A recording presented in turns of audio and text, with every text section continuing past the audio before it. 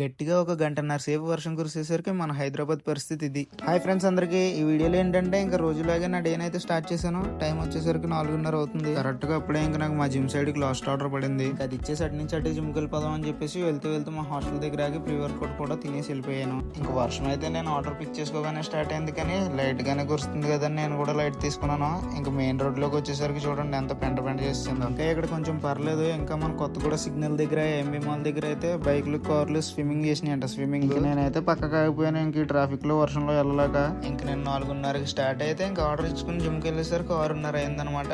ఇక్కడ నేను ట్రావెల్ చేసిన డిస్టెన్స్ వచ్చేసరికి 3 కిలోమీటర్స్ అంతే. ఇంక ఇక్కడ నాకు వచ్చిన పెద్ద డౌట్ ఏంటంటే జస్ట్ 1.5 అవర్ రెయిన్ కి ఇంత ఎలా అయిపోతే ఇంకా 2-3 రోజులు నాన్ స్టాప్ గా కురుస్తుంది ఒక్కొక్కసారి వర్షం. ఇంకా అప్పుడు ఎలా ఉంటుందో ఊహించుకుంటేనే భయంగా ఉంది. ఇంకా నేను జిమ్ దగ్గరికి రీచ్ అయ్యేసరికి టైం 6:30 అవుతుంది అనమాట. ఇంకా ఎన్ని వర్షాలు వచ్చినా ఎన్ని సునామీలు వచ్చినా మనల్ని ఎవడో ఆపలేడు అనుకుంటూ వర్కౌట్ అయితే స్టార్ట్ చేస్తాను.